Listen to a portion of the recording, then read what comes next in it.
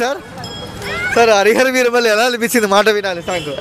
నాకు ఎక్సలెంట్ అనిపించిందండి. భోగిమంట వచ్చినప్పుడు పవన్ కళ్యాణ్ గారు ఇలాగ అన్నప్పుడు ఎక్సే కొద్దిగా డిఫరెంట్ అనిపించింది నాకు. అంటే మాట వినాలి హరిహర వీరమల్లు మాట వినాలది అది మీరు ఒక మాట వింటారు హరిహర వీరమల్లుది వినాలి, అది నేను కూడా వింటా. వినకుంటే పరిస్థితి ఎలా ఉంటుంది?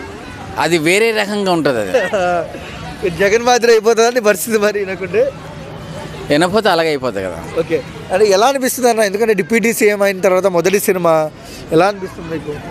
అంటే నేను ఒక మాట చెప్తాను బ్రో, డిప్యూటీ సీఎం చేసినా సరే అతను డిఫరెంట్గా చేస్తున్నాడు.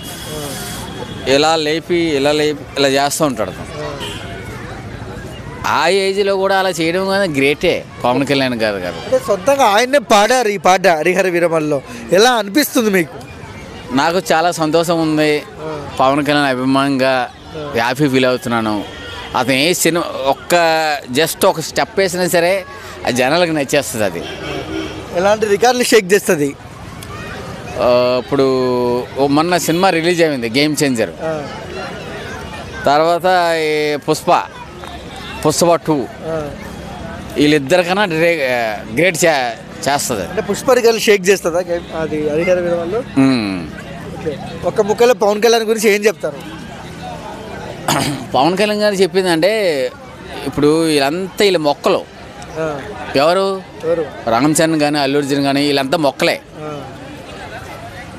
మొన్న పవన్ కళ్యాణ్ గారు చెప్పారు, నేను చిరంజీవి ఒక మొక్క వేస్తే ఆ మొక్క వల్ల